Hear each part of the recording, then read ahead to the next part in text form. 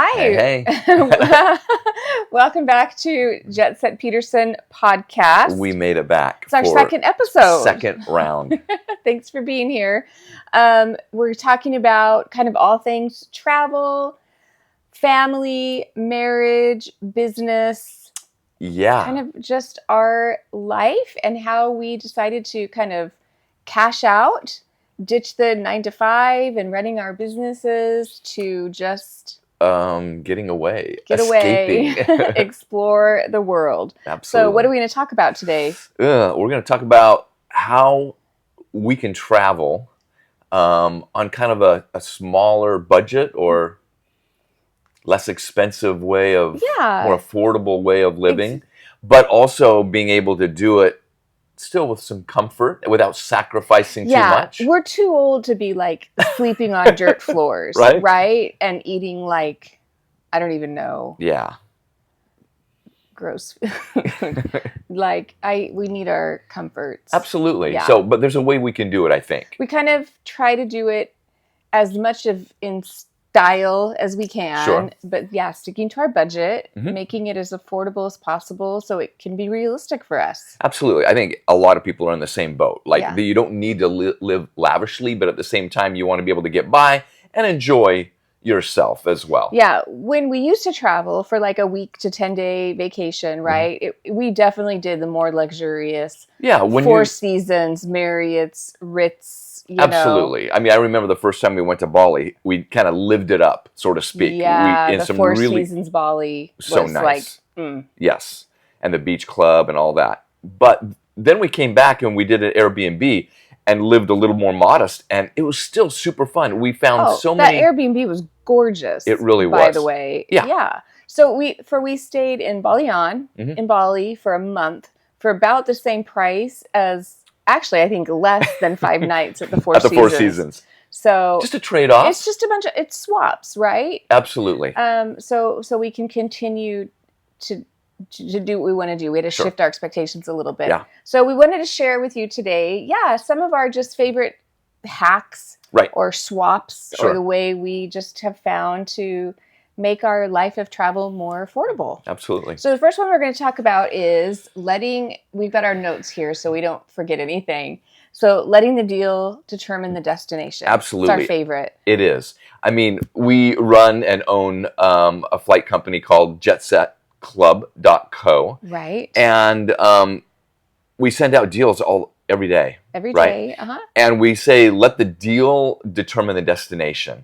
Right. What does that mean? So it means, it's a cute tagline that we came up with. Yeah. It's instead of saying, I want to go to Paris in July, you and every other person on the planet, right, that have maybe kids in school or you have the summer off or whatever. So instead of saying that, wait to find a good deal. Absolutely. And it can be a hotel deal or a cool Airbnb that you find and you build your vacation around that. At jetsetclub.co, we say, let the flight deal determine where you're going to go. So you might see Paris, like we did one time, for like $230, but it was in November. Right. So we just planned our Thanksgiving around that. You do have to be a little more flexible, and I understand that there are those that need to be kind of following a schedule, but that's why we send out the deals every single day. Yeah. There may be one of those deals that fits into the time period that you have allotted for. And it may not be Spain, but maybe it's Greece, right? So I think you let that deal determine where you're going to go, and you get a great deal. Yeah, you save hundreds of dollars. You make your trip more feasible. Maybe you can go longer. Maybe you can stay at a nicer hotel. Maybe you can do some cooler excursions because you saved, $500 on every ticket. I mean, I think this is the biggest hack that we have. I mean, because we're always looking at flights, always wondering where are we going to go? Where are we going to go next? How can we go there more affordably? And honestly, I think that's what everybody's doing. But when you're working a 9-to-5, I understand that time frame is a little smaller, but it still can be done, and that's why we send those deals out every day. Yeah. You either have, you have your destination or the time that you want to go, right? And so, it's just finding something that fits into. Maybe you want a beach vacation, or maybe you want to go to the mountains or have something cooler. Like you kind of have, what your priorities are, and then you kind of make some swaps there. Absolutely. What's that called? Compromise. Absolutely. See, I don't know that word. You better get to know it real soon. The other thing that we love to use too is just Google Flights. Yeah. And even like hotel booking, sites. You just find a good deal and then you build your trip around that. For sure. Our second favorite hack for traveling, I think, is kind of going off season. Yeah. So everywhere they have a high season and a low season, and it depends on where you're going, what that means. Sure. If you're going to Bali, for instance, we are using that too much, but they have a rainy season and a dry season. Sure. But most places do. Or they have different seasons like fall, winter summer. And summer. Sure. Yeah, whatever. So, more people go to Europe in the summer. That's the high season. Right. But if you can plan your trip to kind of go, we love shoulder seasons. And I think that's one of the most overlooked ways to save money on traveling. Absolutely. So instead of going to Europe in July or August, again with the rest of the world, go in September or October, or go in April or May. Sure. Yeah, the weather might not be as perfect, but a place like Europe, you don't really want to go in July or August. It's freaking hot. No one has AC. Yeah. It's a much better experience going right before or right after high season. Yeah. And that's true for a lot of places. It is, especially all your city places where weather may change, but that may not matter too much. Right. Yes, when you're going to a tropical area or you're going to a beach vacation, you want to get sun. I get that. Right. But for a lot of your cities in Europe and Greece and wherever, it doesn't matter Turkey, as much. Doesn't matter as much. You have less crowds when you travel in the shoulder season. Cheaper rates on all of the tickets and attractions. Expensive. Absolutely. All of your tours, and attractions and things. So it's a great way to still go where you want to go. Sure. But do it, make it a little more affordable, if you will. For sure. You may not want to go. I mean, I went to Norway in the middle of the winter to see the Northern Lights, but that might not be your thing. Sure. You might want to do that, a few months later where you're before summer, but after Northern Lights or whatever. But, again, it's compromising. Absolutely. What you want and what your expectations are. Right. So the next one I think we want to talk about, next hack, number 3, I guess, is Airbnbs versus hotel, right? We kind of alluded to this a little bit earlier. Yeah. But we used to do hotels a lot, which we still do on occasions, and we love the points. I love a good hotel. Absolutely. We belong to the Marriott, brand, and we have points, and we're a certain status, and that can go a long ways. And it can also be an affordable way of traveling, as long as you kind of get more and more points as you go along. But Airbnbs really are a way to keep things inexpensive.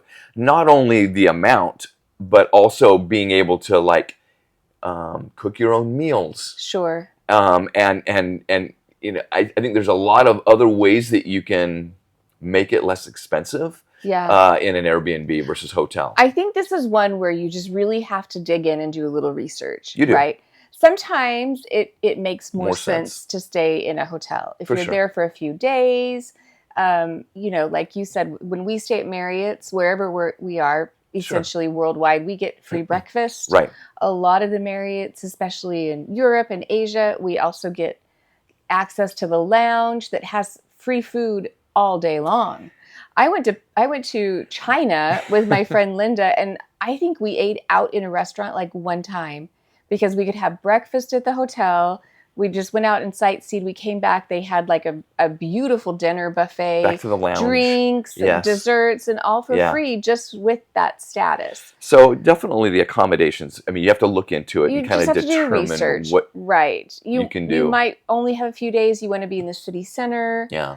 Airbnbs have cleaning fees and some other fees that sometimes, make it more expensive than a hotel. For sure. But if you're traveling with your family, I was going to say family makes a huge difference. You're trying to, get 2 rooms versus an Airbnb. It's definitely going to be less expensive on Airbnb. So you just have to make sure you're comparing, apples to apples, right? Sure. Yeah. Oh, I'll unlock it. We got to stay on our agenda here, folks. The other thing we wanted to talk about is house sitting. Yeah. I know through like Rover and Trusted House Sitters, you can do house sitting or pet sitting. We actually joined Trusted House Sitters a couple years ago. Right. We never booked anything through it. No. I love the concept. We just haven't done it. Yeah, we haven't really found anything that... Tell them kind of what the basics is. So you pay, I think it's around between $100 and $150 a year. And then you have access to their database, and people will list pet sitting or house sitting jobs that they have. So if you know you're coming, like we're in Australia. Right. And it's huge in Australia. So you can go on their website once you're a member, and you can search for, hey, I'm going to be in... the Brisbane area this month. Let me see what's out there. And it's just a free gig. You house sit and pet sit for free, and you get to stay at their home for free. Yeah. So I love the idea. The concept is great. I think we just need to try it out and see if we can kind of share that information. In the interest of science. Right. But I know I see tons of people that do it and like swear by it. There's one girl, and I can't remember her name, but she's been traveling for years. Only with Trusted House Sitters. That's pretty neat. It's pretty remarkable. It really is. Yeah. Yeah. The other thing that kind of goes along with this is using points and miles and kind of the traditional, travel hacking gig. So you kind of touched on Marriott. Yeah, with hotels. We have status with Marriott, so we get these, incredible benefits. We get early check-in, late check-out, free breakfast, free lounge access, all kinds of, great things. It's taken years to get that, or sometimes you can apply for a credit card and get a certain status with a new credit card. Again, you kind of have to do some research, dig into it, and see if it makes sense for you. But there's other ways that you can use points too, right? Right. So, it depends on if it's an airline, you get miles or points, or a hotel, you get points. Yeah. We've used American airline points for a hotel. Yeah. Once the nightly rates were like out of this world. We couldn't find an Airbnb we liked, but I went on with points, and it was pretty dirt cheap. I think we stayed like 6 nights in Waikiki for, 40 or 50,000 miles. It was like, it was a great deal. Yeah, right. And prices were like $1,000 a night everywhere. Right. So that was a great trade-off. The more typical use for miles obviously is just flights. Yeah. And we've booked plenty of flights with miles too. Some of the tricks, we're no experts, and I think we kind of dabble in it. Some people are like hardcore committed, and every vacation they're taking is free with points and miles, and like hats off to you. But you're kind of committed to an airline, or you're committed to a certain system and organization, which either you got to stick to it, or you understand that you have the whole market to work with, and then try to find the best deal out there. Right. But I think being loyal to a brand, absolutely, I think that's the trick. If you're loyal, then you're going to see some benefits. Right, absolutely. So we have status with Marriott and American Airlines, and those are kind of our go-to. Sure. But we also, I have miles everywhere, and we use them here and there. But one thing we just found out about, a year or two ago, was Delta and Airbnb have a program where if you book an Airbnb through, I think it's Airbnb or DeltaAirbnb.com, I think. We have it on our website. You can go find it. But there's you get 1 mile for every $1 that you spend with Airbnb. Right. Which isn't a lot, but when you're traveling like we are, or if we did a family trip. We do one every summer. Yeah. We usually do Airbnb because we're getting like a family together, a 10-bedroom house or whatever. For sure. And we spent like $5,000 in Huntington Beach last summer, so we got 5,000 Delta miles just for booking that one Airbnb through the Delta program. And every other Airbnb we book, I use that, and so we're getting slowly accumulating a little bit there. Sure. We had enough miles. Just from the last year of traveling, we both flew to Honolulu for free. Yeah, from awesome. LA. Just a month ago. Yeah. So they can add up really quickly. They can. I think our tickets were like 9,000 miles each. which is a great deal, Yeah. from LA to Honolulu. And yeah, we just used our Airbnb Delta miles for that. Yeah. Then if you stack with that using a Delta branded credit card, you can get even more miles on top of that. So there's some great programs out there. We're not experts. There are a lot of experts out there. So if you're interested in that, it's a great way to be able to travel more. And afford more. Yeah. Okay, so that's 3. The 4th one. So we've got saving on flights. Yeah. Right. We had what was the second one? What was the second one? Not Airbnb. Shoot. No, that was the third one. Travel off season. Yes. And then we have look at accommodations. Yep. Just be smart and look at Airbnbs and other options like trusted house sitters. Right.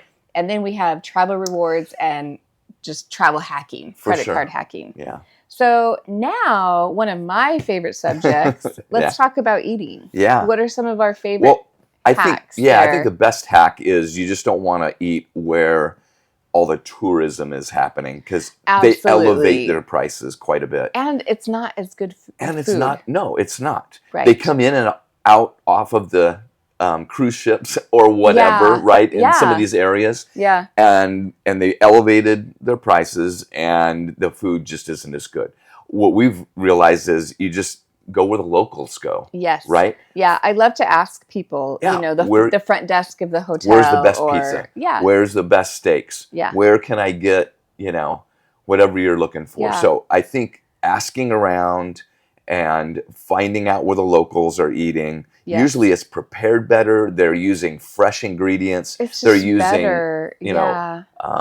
ingredients from that season. It just seems like it's better food, and it's usually a little bit less expensive as well. One red flag somebody told me about years ago was if there's pictures on the menu, and if they have the menu in like multiple languages and you see all the flags, you're in a keep walking. Sure. There are exceptions to the rule. There's a restaurant across the street from the Colosseum in Rome. It's called Gladiator Cafe, and it is, I guess, a touristy kind of restaurant, but I had one of the best meals. That pasta was I still have not forgotten about it. It was so good. But generally go a little bit away from the tourist areas and avoid pictures and language. We go on Google, we go on Yelp to find reviews, and I think that once you've kind of located where and what you want to have, going on and reading those reviews to kind of confirm what you already know about these places is important, I think.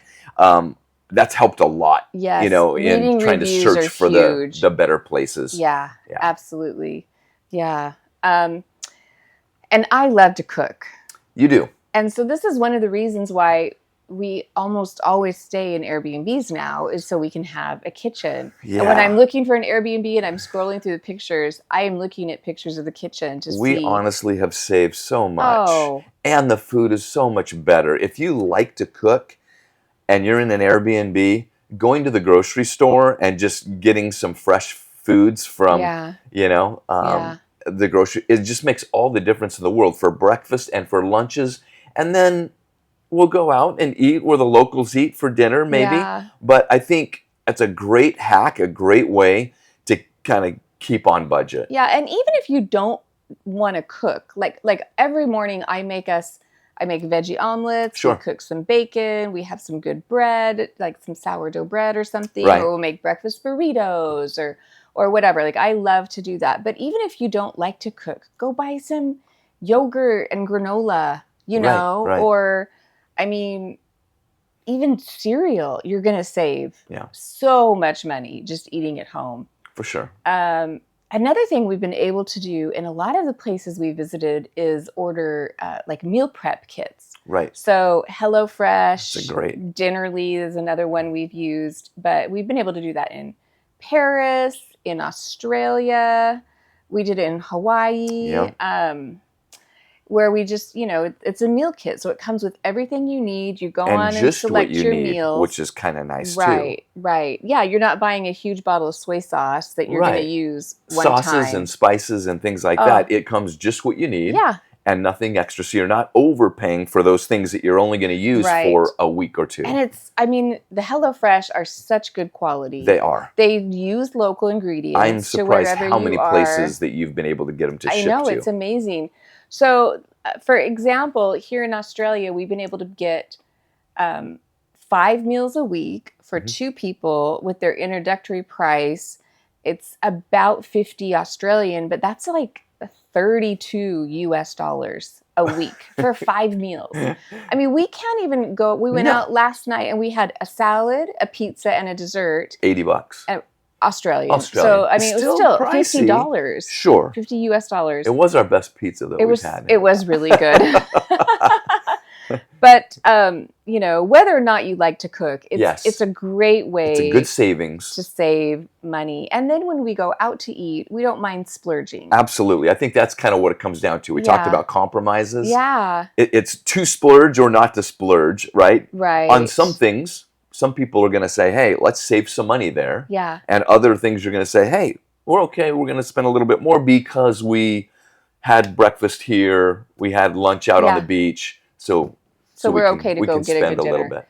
And, as much as we like really good food, I am not ashamed to say a lot of days for lunch, it's a peanut butter and jelly sandwich, or you love chicken tuna. Quesadilla, tuna. I don't love tuna, but yeah, or turkey sandwich. I mean, for sure. Again, it's all about making those swaps so you can do the things that you want to do. Yeah. Right? For sure. The other ways that we stretch our budget traveling is finding free or low cost kind of activities and excursions to do wherever we're traveling. For sure. One thing we like to do wherever we go is to find, most places have a free walking tour. Right. You can sign up for on a different travel Viator or Get Your Guide, or you can just Google, and you meet in the middle of town in Paris or Rome or wherever you are. And sometimes it's a student. Sometimes it's someone that just wants to practice their English on their group of tourists, and they're typically free. Yeah. And you get an hour and a half, and you kind of walk around the city, and they just kind of give you a little overview, and you meet some people, and it's a fun way to kind of spend your first morning. For sure. And then you just tip them, $20 or whatever. The other thing we've done is those hop-on, hop-off buses when we've gotten to a location, right? Yeah. They're cheap. They take you around for a couple hours, Totally. and you actually get to kind of get the lay of the land. Yes. And get to see some of the things from a little bit further distance. And it kind of helps you understand kind of where you're at, where you're going to look at. It's cheap. It still allows you a little bit of freedom to kind of gather yourself and put your itinerary together for the rest of the week. It's actually a great tip, I really love it. Yeah, I love that too. And there a lot of big cities, the museums will have a free or reduced, pay what you wish day. Right. We did that at the Louvre once, and we've done it at a few other museums. Yeah. It tends to be more crowded. Is one of the drawbacks, but if you're on a budget or you're just a really cheap person, there's always ways to save a little bit of money. And we had been to the Louvre already last year when we had stayed in Paris. We'd been there, I think, 2 other times. Yeah. And it was raining, and it was the free night, and we're like, well, let's just go walk around the Louvre. Who cares if it's crowded? For sure. It's always a fun way to spend a few hours. So find cheap or inexpensive things to do. I always shop around too. Right. Well, you answered that call on on Instagram about an RV here in Australia, and we were able to get it.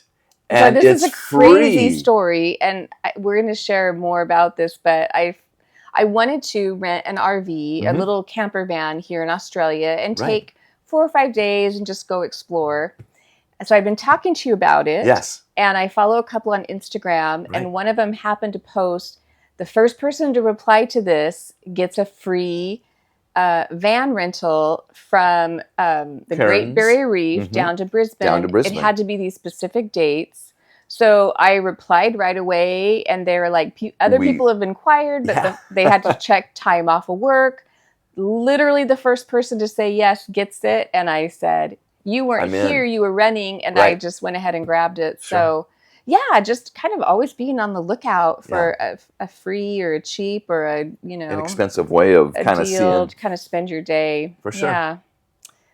Okay, so we're gonna play a game. We have a couple more things on how we save money. Okay. Yeah. Oh, one more thing, Shane. We're gonna talk about making smart transportation choices. Ooh, yeah, that's a good one. Yes. I mean, public transportation really has been great for us to be able to save some money. Totally. I mean, especially in places like Australia or even Europe, or where they have subway, metro, buses, all these different, even ferries. I mean, I think in one day we took a train, we took a metro, we took a bus, we took a ferry, and I think we even got an electric bike that day. So in one day, it was a planes, trains, and automobiles situation where we really enjoy using those different modes of transportation, and they're so much, I guess, more adventurous. You know what I mean? You get to see the world a whole different way than just bring the Uber, you sit there, you're on your phone, and then you hop out, and you really didn't see anything, you didn't do anything, and you didn't create an experience. Right. Like getting mugged on the subway in Paris.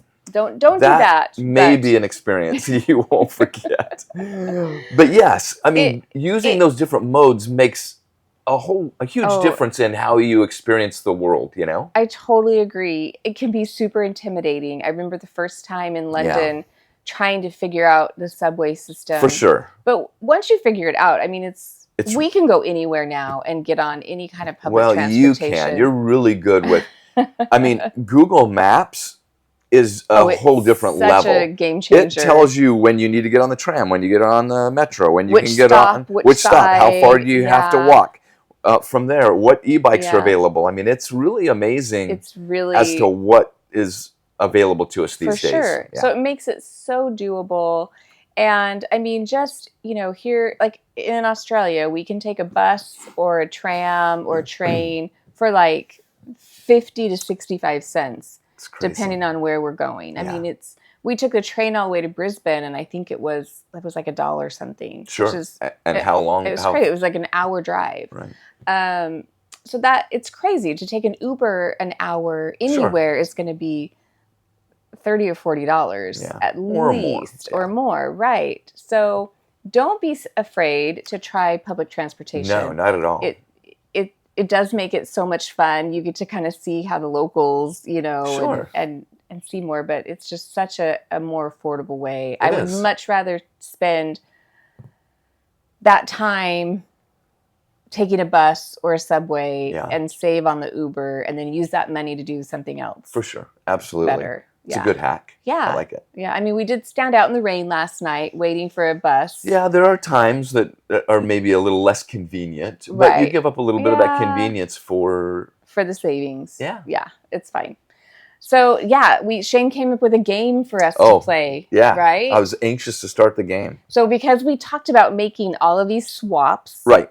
And compromises for travel, we thought we would play a this or that. This or that, okay. Kind of game. So, to splurge or not to splurge. Is that what it is? Kind of. Okay. Shane, you go first. Okay, so I guess the first one is what? Would you rather take a first class flight or a budget flight, I guess I should say. Yeah. But it has a layover. I mean... So you're going to pay a little extra, but it's a direct flight. Or you're stopping... And it's first class or just a direct flight? Direct flight. Not first class? No.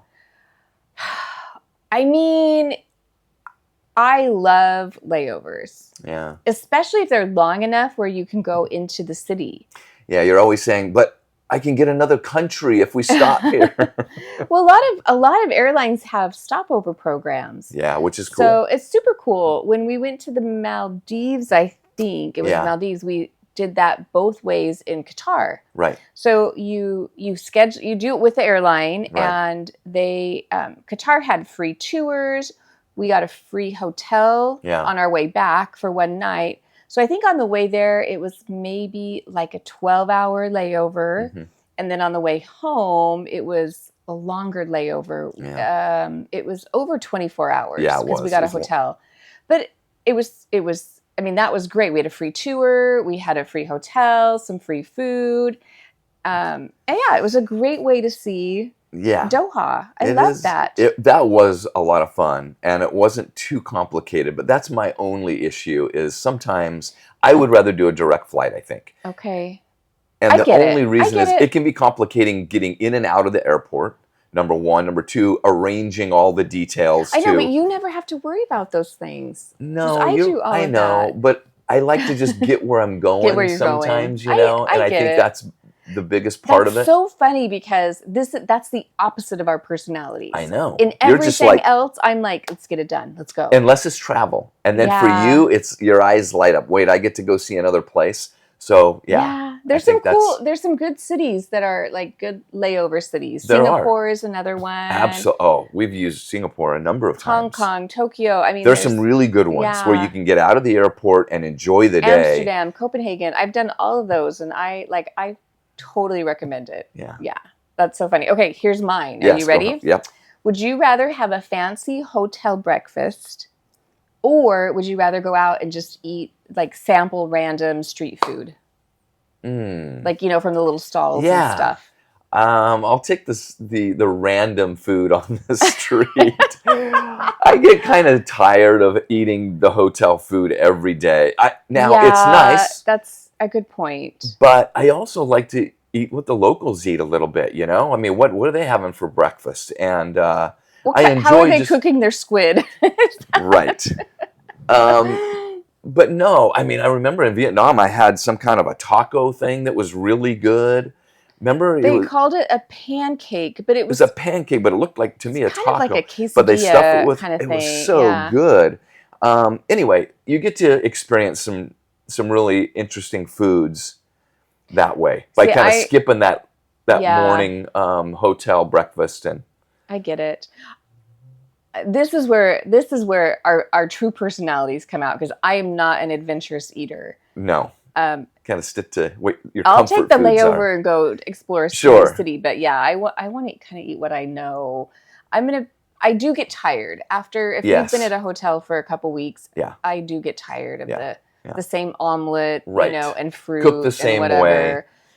I do get tired of it, but even cooking at home, you mix it up a little bit, which is nice. Yeah. I like that, and so I think that's why I would rather have that variety. I can start my day with a good breakfast. Right. Like, I need some eggs, I need some fruit, some carbs in there, and then I know for the rest of the day, I'm good. Yeah. So that's funny. Okay. Next one: upgrading to an ocean view in a hotel, or just taking that maybe a less expensive room. That's just like a garden room, or maybe it's a view of the garden. So I'll tell you what mine is. I know what yours is. What is mine? An upgrade. I'm always for the ocean view Mr. Upgrade. I like to open the curtains and see. I get it. The ocean and just enjoy, that nicer room. I think if we're at I don't mind paying just a little more for that usually. Yeah. I would say, first of all, if we're staying at a Marriott, we usually get a free upgrade to the ocean view room. So I book the garden view, hoping we get the upgrade. That we get the upgrade. I would splurge for an upgrade at a place like Bora Bora, Tahiti, the Maldives, where we want the overwater bungalow. Right.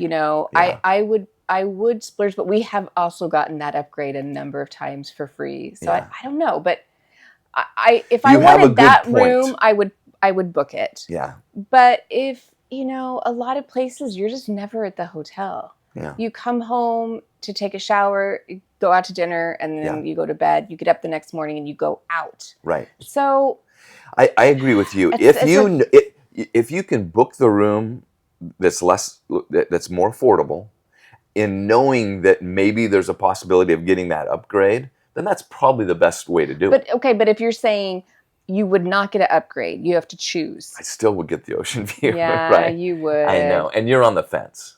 If it's like an overwater bungalow situation, yes, I would probably splurge. That's a commitment. Yeah. But if it was just a regular hotel with just a view, sure, I would probably not. I would save the money. You'd save the money. Teach their own. What do we got? Okay, the last one. Yes. Oh no, there's a couple more here. Spa day at a resort. Okay. Or like a cheap massage on the beach. Like in Bali or Vietnam or whatever. Yeah. I know what you are, because you would rather be pampered in a really nice spa. Well, I am never going to turn down a massage no matter where it is. I know, but you would pay extra to have your face scrubbed and the massaging and the nails and the facials and the... What do you think they're doing to me? I think all that extra is just a waste of money a lot of the time. Yeah, so personally, I'm going to go with the beach. You don't like the scrub? No. I get it. There's nothing more that I need. I mean, usually on the beach, cheap, in and out. And they're usually really good. Yeah. You have the ocean breeze and you can hear the waves. And the thing in Bali, they're like $7. Super cheap. Mean... versus $120 an hour or whatever it is. Yeah, right? I get it. I know every so often you want to splurge. I've already told you, wherever we are for Mother's Day, I want to have spa day. But yeah, I'm on the fence with that one too. I'm never going to turn down anything. Yeah. But maybe you've had better experiences with these. I mean, generally the spas maybe are a little bit higher caliber, but we have had some great beach massages. We have. In Mexico, we had some really good. Punta Mita. Yeah. Always, it depends. I'm just never going to say no to a massage. How's that? For sure. How's it? Oh, wow. Okay. Yeah. Okay. You had one more. What do we got here? Taking a cruise or planning your own island hopping adventure. That's another tough one because I've done both. Yeah. I'm kind of turning into a cruise girly. Yeah, you like the structure and the organization. Is that what it is? I think that's part of it. You don't have to plan anything, which you are a planner. Yeah. But you get to plan a little bit, but everything is fairly scheduled out. So you can say, let's do this, then we this, and then we this, and then we're going to dance, and then we're going to eat, and then we're going to dance more, and then we're going to sing. Yeah. I don't know. It's like since we've been traveling like we have been, full time, and we're kind of. I mean, we're traveling, but we go someplace and we live there. So it's like our everyday. Like we still have to do laundry and we make our food and we have to clean up, the house where we're staying. The cruise is like a mini vacation. The cruise is a vacation, man. Yeah. I see that. Yeah. I would say the island hopping, though, and coming up kind of with our own agenda. That's so fun. Gets you isolated on a beach together with no structure and no plans for the rest of the day. They can both be great. They really can. Yeah. I would opt for that probably, but they both are very, very good. Yeah. And we've enjoyed both. Yeah. Yeah. I know. I mean, I would take, again, that's like the massage. I would do either. Yeah. Right? If you're like, we're going to go to Island, I'd be like, okay, cool. Like, how are we getting there? Are we doing a Virgin, voyage cruise? Yes, yeah. Or, are we taking a little rinky-dink, ferry across? I'll do either. Sure. Sign me up. Sign you up. So I think we're about out of time. You were supposed to be keeping track of the time. Yeah, I don't think we got it started this time. So if you're still here, thanks for sticking around. Absolutely. We hope that we've inspired you to maybe see how you can make travel a little more affordable. Absolutely. For yourself. The reason that we started thinking about doing this topic was before we left town this last time, a good friend called me and she was like picking my brain for a lot of different things. And I mentioned we were going to Hawaii. Right. And she was like, how do you do that? She's like, I wanted to plan a trip for my husband and I to Hawaii, and I can't figure out how to do it for less than she said $12,000 to $15,000. Yeah. And I was it's possible. I mean, you can easily blow that much. Don't get me wrong. And we have. Yeah. Well, no. Maybe not that much. Maybe not quite that much, but I mean, yeah. But you don't have to spend that much money to have a great time. Vacation, a Yeah. great experience. Being in a new place alone is exciting. Yeah. And then to be able to find ways to kind of keep your budget under control and still enjoy it without compromising all those comforts.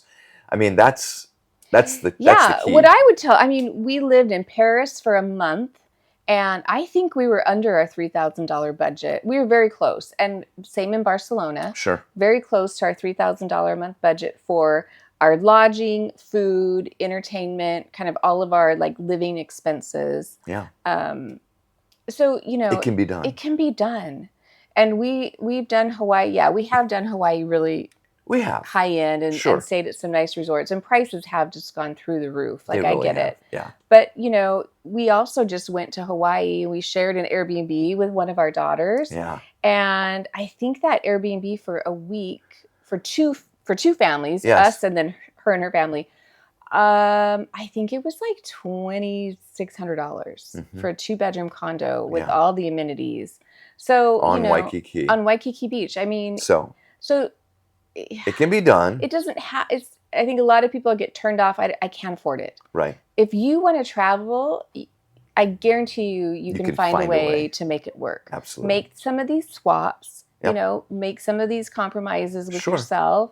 And and do it. Get out and see the world. Do it. Absolutely. It's awesome. So if you watch this and you're inspired, let us know in the comments. Maybe, you know, if you're going to join jetsetclub.co or maybe try an Airbnb on your next vacation. Just let us know what you decide to do. But thanks for being here. Thanks for being here. We'll see you next week. Okay. Bye-bye. Bye-bye.